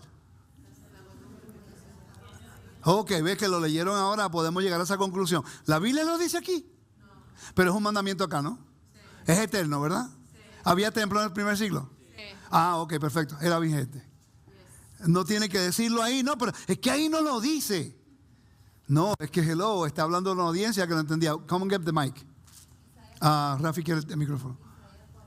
¿Lo puedes leer rapidito en el micrófono? ¿O lo busco aquí? Ya va. Isaías 40.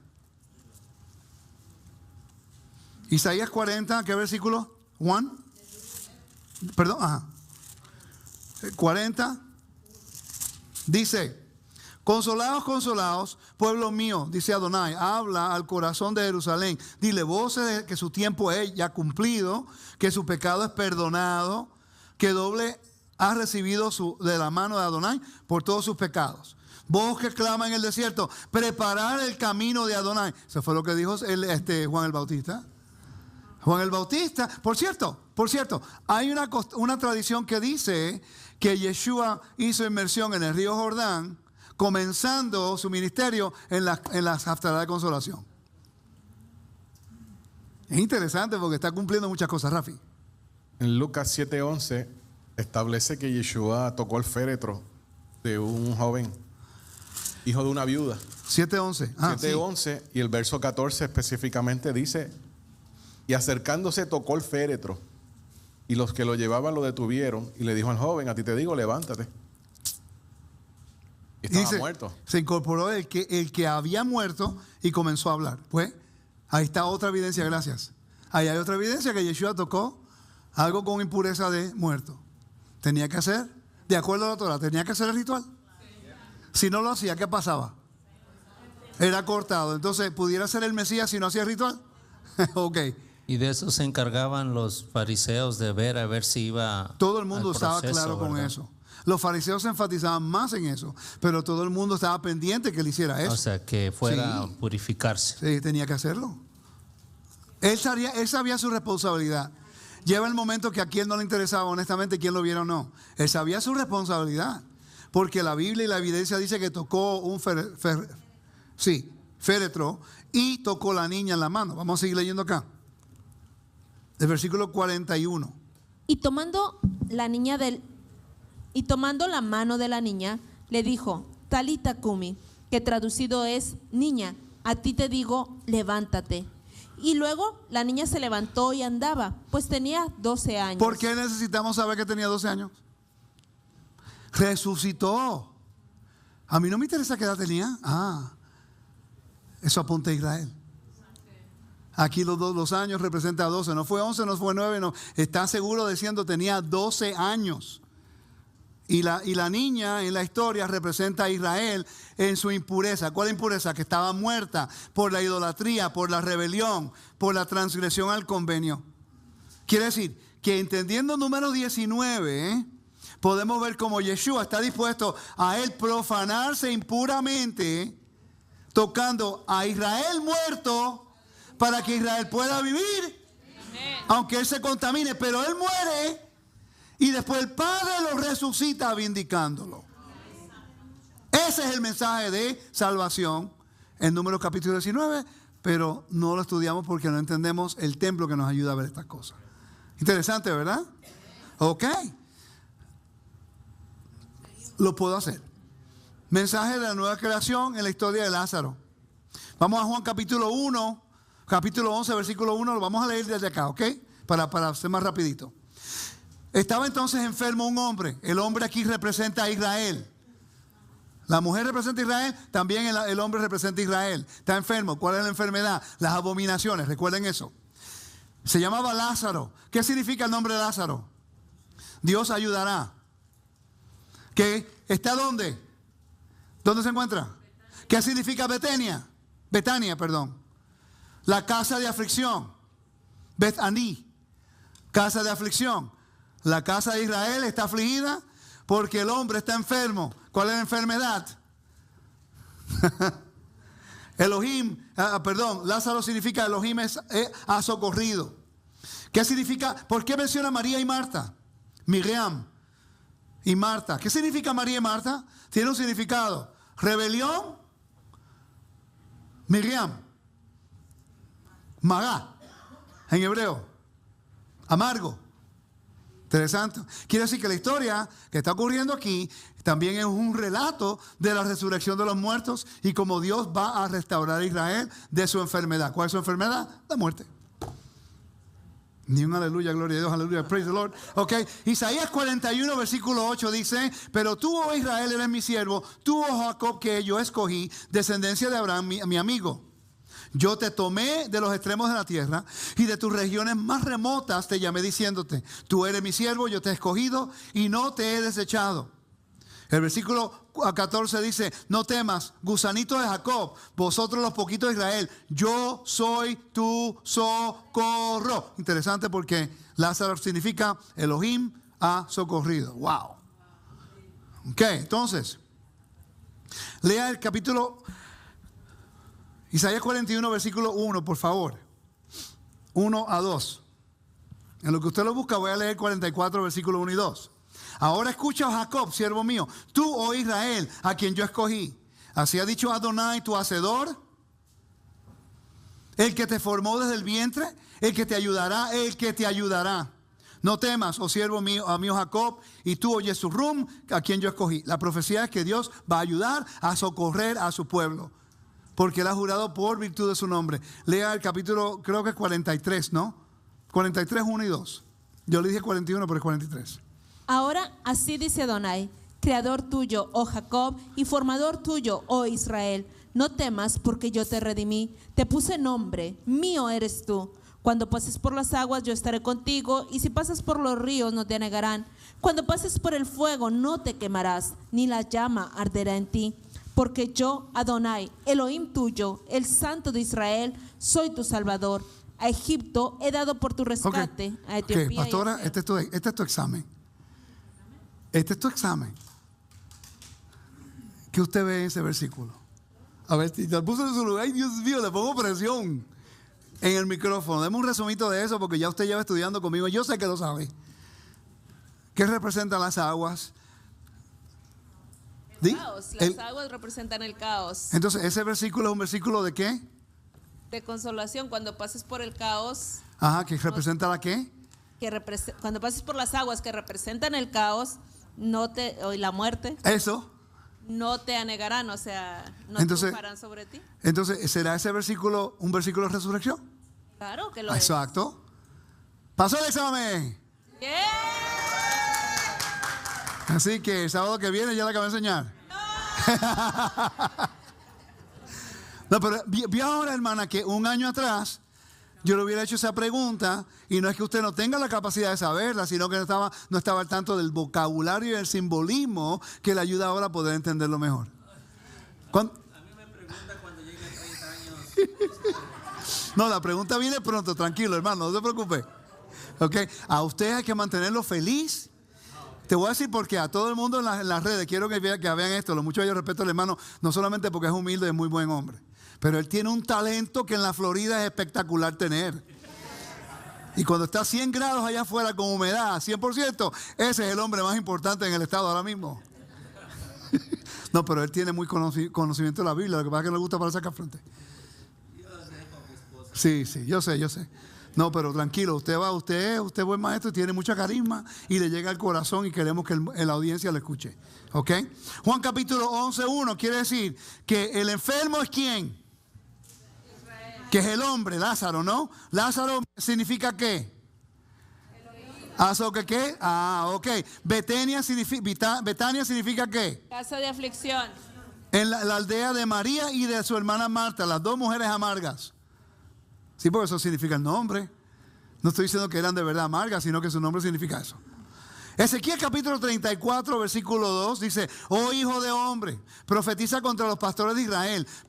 Profetiza y di a los pastores que así ha dicho Adonai: ay de los pastores de Israel que se apacientan a sí mismos. ¿Acaso los pastores no deben apacentar las ovejas?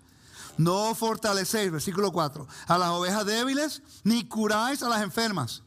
¿Quiénes eran los fariseos que no estaban interesados en la gente, sino en sus propios rangos y su propio honor? Y Yeshua ahora es el buen pastor que se va a enfocar en el enfermo. Y dice: no habéis vendado a la perniquebrada, ni habéis hecho volver a la descarriada, ni habéis buscado a la perdida, más bien las habéis dominado con dureza y con violencia. Hoy día el líder es así. Y a la gente le gusta. ¿Serio? A la gente le gusta rude people. Masoquista. Bueno. Eso lo dijo él, no lo dije yo. Ezequiel 34:11 dice: ciertamente así ha dicho Adonai: he aquí yo mismo buscaré mis ovejas y cuidaré de ellas. Obviamente no es el padre literalmente que viene, envió a su hijo como la representación de su voluntad, como lo dije Yeshua. Ok, me quedo en el tema, no me dejen por otro lado. Ezequiel 34:16: buscaré a la perdida y haré volver a la descarriada, a la perniquebrada vendaré y fortaleceré a la enferma. Y a la engordada y a la fuerte guardaré, las apacentaré con justicia. Ok, Betania significa casa de aflicción. Quiere decir que en la historia de Lázaro representa a Israel. Su nombre representa la condición y lo que Dios va a hacer por él. El lugar donde él vive representa la condición del enfermo, que es Lázaro. Y las hermanas representan lo que ellas hicieron o lo que hizo las dos casas de Israel. Es una enseñanza profética. Es un milagro que ocurrió. Pero qué coincidencia que todo se aplica exactamente con los nombres.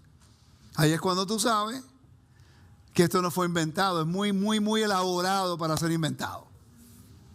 ¿Ok? Aunque gente descarta la Biblia, Muchos ahora descartando la Biblia. Y hay de los que toman el antiguo Medio Oriente para hacer eso. Interesante, yo llevo estudiando eso ya un montón de años y yo lo que me acerco más al Eterno y valido más la Biblia. Yo no entiendo. Para que vean que pueden agarrar la misma información y uno hace ¡wup! Y el otro se mantiene. ¿A dónde usted va a ir? Y por cierto, yo llegué a ese punto. Yo llegué al punto de una decisión. Yo recuerdo el día cuando yo quedé enganchado en un tema que yo miré la egiptología, Mesopotamia, los hititas. Yo dije, wow, un momentico. Entonces, ¿cuál es la diferencia entre la Biblia y el mundo antiguo? Y yo hice así, literalmente yo hice esto. Yo hice, empujé todo en mi escritorio e hice una oración. Y yo dije, Padre, si tú me estás enseñando esto, ¿ok? Entonces enséñame cómo se aplica. Pero si estoy aprendiendo esto para apartarme de ti y minimizar tu Biblia, prefiero nunca saberlo. No llegó como unos meses más tarde que empecé a estudiar justicia y bondad. Cuando entendí justicia y bondad, esa fue la clave que separó el mundo antiguo con la verdad de la Biblia. Y puedo poner mi vida diciendo que esto es verdad. Porque ahora la información valida lo que Dios dice. La información lo dice. Es los binoculares que estamos utilizando. Por eso es que no podemos ser tan técnicos con todo. A veces yo he hecho broma con usted, porque es un peligro. Queremos tantas respuestas ahí. Queremos validarlo todo tan perfectamente que después pero eso no tiene lógica. Pero es que a veces Dios no tiene que lidiar con tu lógica. Nos lo acaba de enseñar ahora mismo. Este es el decreto para los hijos de Israel. Es un joc. Es lo que yo digo. Hazlo. No, pero es que eso parece mucho como si fueran los rituales del antiguo mundo. Pero el punto que Dios dijo que lo hicieras. No lo uses para desmentir la Biblia. Esa es la diferencia. ¿Me están siguiendo? Ok, seguimos. Isaías 51, versículo 7. Ahí está. Despierta. Eso es lo que está buscando. Ella está durmiendo, ¿no? Vamos a Marcos 5. Marcos 5. I'm getting all excited. I love this. Marcos 5. A los hermanos en las redes, gracias por estar conmigo. Yo espero que estén disfrutando el tema. Marcos 5, cuando Yeshua dice, la niña está durmiendo. Recuérdate, la niña representa ¿qué? Ok, aquí Yeshua le está diciendo, va a despertar ¿a quién de los muertos? Israel. Que está representado por ¿quién en esta historia? Lázaro. Lázaro y la niña es la misma gente, Israel. ¿Me están siguiendo? Aquí está durmiendo la niña. Lázaro está durmiendo porque está muerto. Muerte y dormir es sinónimo en la Biblia. Hay una profecía que le dice a Israel, despiértate, levántate, oh Jerusalén. Que de la mano de Adonai bebiste la copa de furor y que bebiste hasta la última gota de la copa de vértigo. Dice, versículo 21, escucha pues esto, miserable. La palabra miserable es afligida. Tiene la misma palabra Bet Ani. La última palabra de Bet Ani en hebreo, no es yo, hay una palabra que dice Ani, yo. Es otra que significa afligido. Es la misma palabra, ¿ok? Y ebria, aunque no de vino. Así ha dicho Adonai tu Señor, tu Elohim, quien contiende por su pueblo. He aquí, he quitado de tu mano la copa del vértigo, la copa de mi ira, nunca más beberá. ¿Qué es lo que está viviendo? ¿La qué? Las aguas amargas, que es causada por qué? Por la infidelidad, ¿no? ¿Infidelidad en qué forma? Y idolatría, ¿no? Oh, perfecto, este es juicio divino. Quiere decir que Israel va a ser vindicada de su acusación en contra de su amado. Entonces se va a hacer levantada de los muertos, porque la penalidad es la muerte eterna. Esta es resurrección, familia. Esto es resurrección para todo Israel. Nosotros pensamos en Lázaro nada más. El mensaje es para todo que cree que Yeshua es el que se le ha dado la potestad del Eterno para levantar a su pueblo. Ok, dice, lo pondré en la mano de los que te atormentan. Los que dicen a tu alma, póstrate para que pasemos. Y tú pusiste tu espada como tierra y como calle para los que pasaban. Entonces, dice, María y Marta.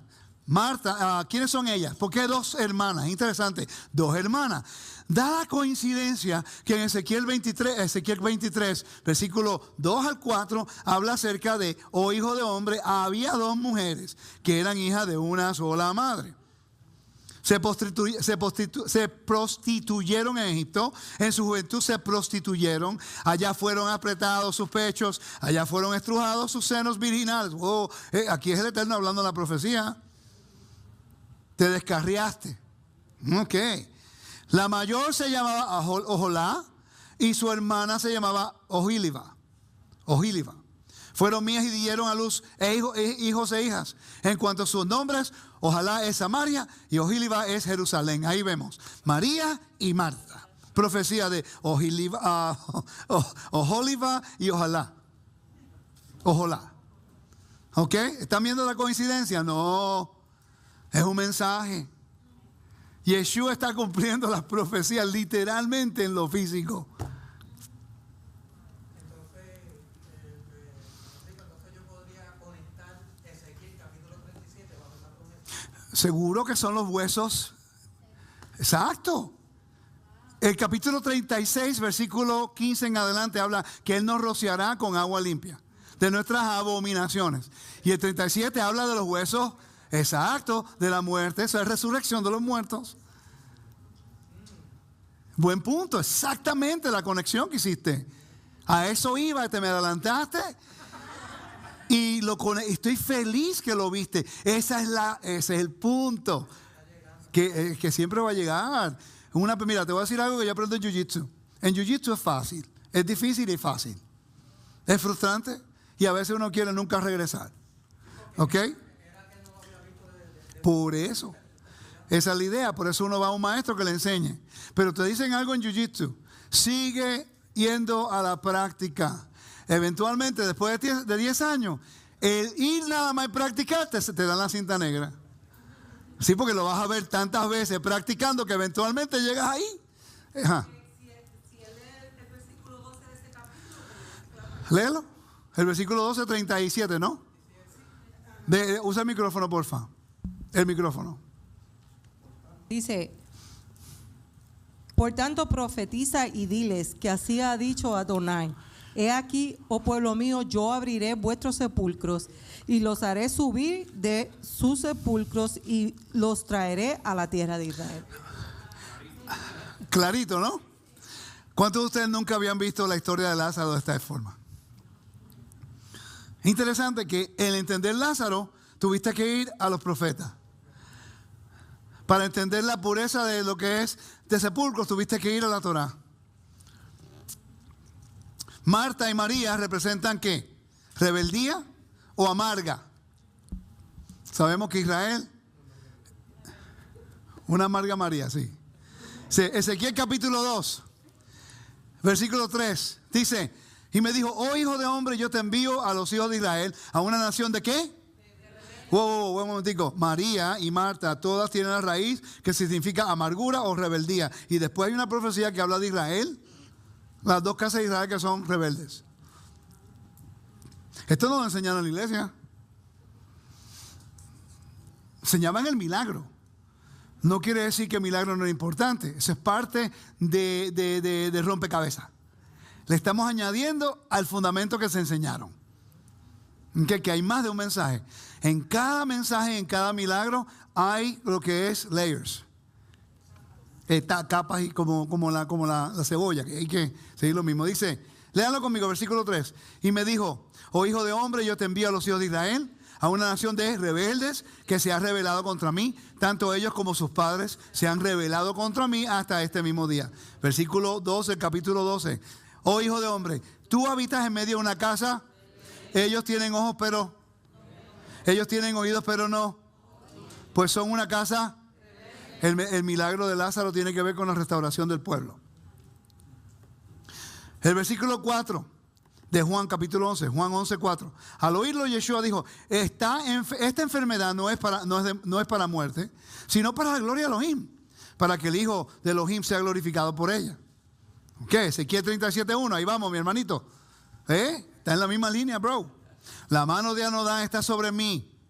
Me llevó fuera por el espíritu de Adonai y me puso en medio de un valle que estaba lleno de huesos. ¿Quiénes son los huesos en la historia? Israel, que van a ser restaurados porque Dios dio una promesa. Ahora son profetas todos, ya lo gastaron. ¿Okay? Me hizo pasar junto y alrededor de ellos. He aquí que eran muchísimos sobre la superficie del valle. He aquí que estaban muy secos. Y luego me dijo, oh hijo de hombre, estos huesos son toda la casa de Israel. Ese fue que leíste, ¿verdad? El 11. ¿Eh?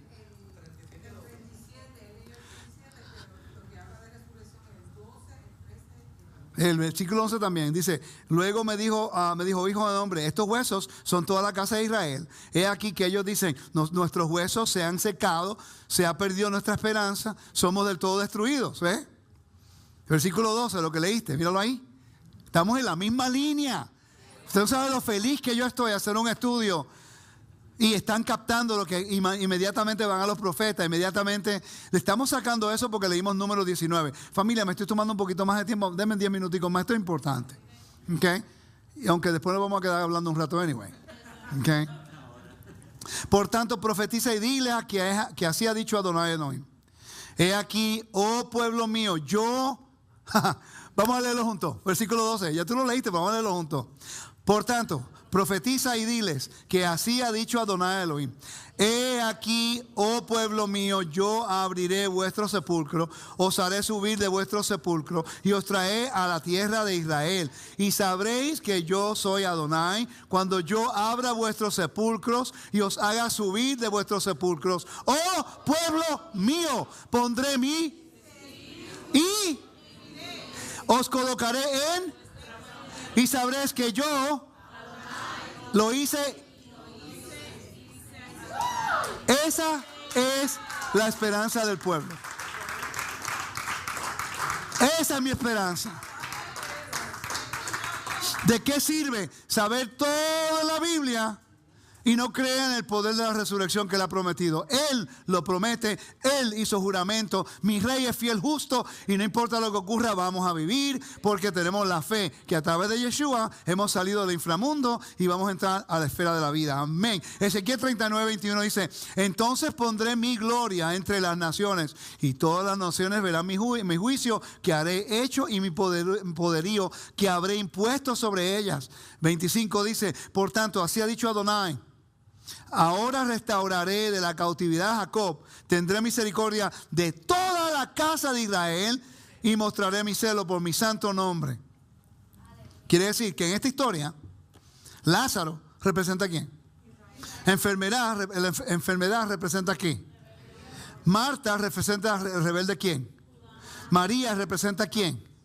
El cuarto día. ¿Por qué el cuarto día? Yeshua vino al finalizar el 4000 años de la creación. Qué coincidencia.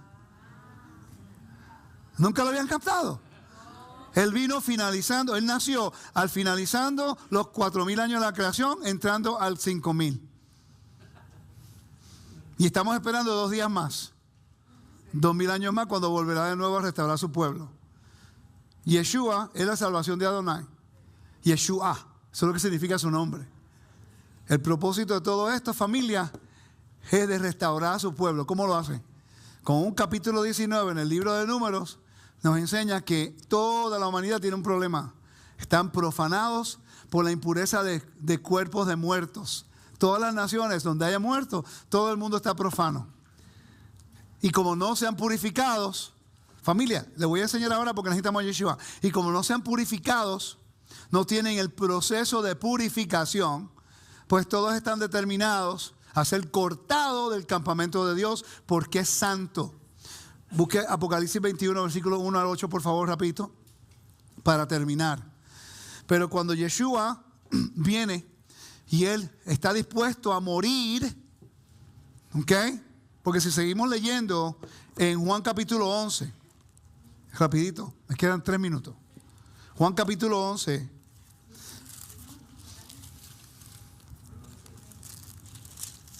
En los capítulos después, resurrección el complot de matar a Yeshua por lo que está ocurriendo aquí, ¿ok? Dice el versículo 45. Entonces muchos de los judíos que habían venido para acompañar a María y vieron lo que hizo Yeshua, creyeron en él. Hello. levantó a los muertos y todos entendían acerca de la profecía. Y dice, pero algunos de ellos fueron a los fariseos y le dijeron que lo que Yeshua había hecho. Entonces los principales sacerdotes y los fariseos reunieron al concilio y dijeron, ¿qué haremos? Porque este hombre hace muchas señales. Pongan atención a lo que está ocurriendo aquí. Si les dejamos así, todos creerán en él. Y vendrán los romanos y destruirán nuestro lugar santo y nuestra nación. El miedo de ellos no era aceptar al Redentor de Israel. El miedo de ellos era que los romanos iban a quitarle la posición de honor. Y mira, ¿cuántos de ustedes no habían visto ese versículo? Ok, el versículo 46 dice, entonces Caifás, saduceo, no creía en la resurrección, no creía ni nada, ok. Dice, uno de ellos, sumo sacerdote aquel año, les dijo, vosotros no sabéis nada, ni pensáis que nos conviene que un hombre muera por el pueblo y no que toda la nación perezca. Ellos sabían que la muerte de un justo traía expiación por la nación. ¿Es verdad o no es verdad, Rafi? Ok, ese se llama un sadik. Por eso es que en Hechos capítulo 5, Pedro llama a Yeshua el sadik, el justo. Pero ve la palabra justo, no conoce la palabra en hebreo sadik, y la connotación que lleva eso en el judaísmo no lo va a ver. Ok, dice, pero esto no lo dijo por sí mismo, sino como era el sumo sacerdote aquel año, profetizó que Yeshua había de morir por la nación. El mundo está profano con lo que es impureza a la muerte, por eso todo el mundo muere. Y como no tenía la oportunidad de hacer el ritual, solamente Israel podía hacerlo. Todos están determinados a morir. Pero ahora, como Yeshua murió y tomó la penalidad, Dios trajo remisión, la penalidad de muerte. Entonces la muerte tiene que ser derrotada. ¿Cómo va a ser derrotada? Cuando Él tomó la impureza de Israel, de rebelión, Israel queda purificado. El misterio de número 19, el misterio es que el sacerdote te rocea con el agua, él queda impuro sin tocarte, y ahora la persona queda limpia para entrar ¿a dónde? Al templo, la esfera de la vida. Yeshua queda impuro, por eso él se llama el sumo sacerdote del orden de Melquisedec. Dígame. ¿Cuál? Ezequiel 36, 25. Ajá, dime. 36, 25. O 24. Podemos empezar desde 24. Ezequiel 36, 24 y 25 dice, yo los tomaré de las naciones y los reuniré de todos los países y los traeré a su propia tierra, y entonces esparciré sobre ustedes agua pura y seréis purificados de todas sus impurezas. Exacto. 36. ¿Cuántos hemos conectado hoy? Terminamos con Apocalipsis capítulo 21. Versículo 1 al 8. Hermana, va a hacer prueba de nuevo. Dice así, vi un cielo nuevo y una tierra nueva, porque el primer cielo y la primera tierra pasaron y el mar ya no existía más. Y yo, Juan, vi la santa ciudad, la nueva Jerusalén, descender del cielo de Dios, dispuesta como una esposa ataviada para su marido. Y oí una gran voz del cielo que decía, he aquí el tabernáculo de Elohim con los hombres, y él morará con ellos, y ellos serán su pueblo. ¿Podía la muerte estar presente en el tabernáculo? No. Ok, porque es santidad, ¿no? Ok, la Jerusalén está bajando del cielo, ¿no?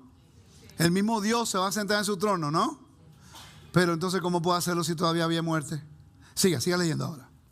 Y Elohim mismo estará con ellos como su Elohim, y enjugará Elohim toda lágrima de los ojos de ellos, y ya no habrá muerte, ni habrá más llanto, ni clamor, ni dolor, porque las primeras cosas pasaron.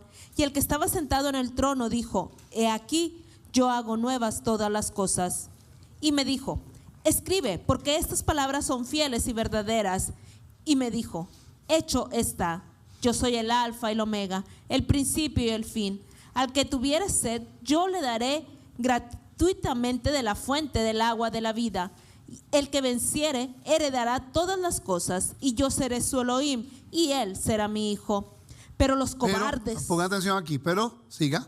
los cobardes e incrédulos, los abominables y homicidas, los fornicarios y hechiceros, los idólatras y todos los mentirosos tendrán su parte en el lago que arde con fuego y azufre, que es la muerte segunda. La muerte es destruida, Dios va a poder morar entre nosotros, y si Dios mora entre nosotros, nosotros no podemos morir. Eso es lo que se llama inmortalidad.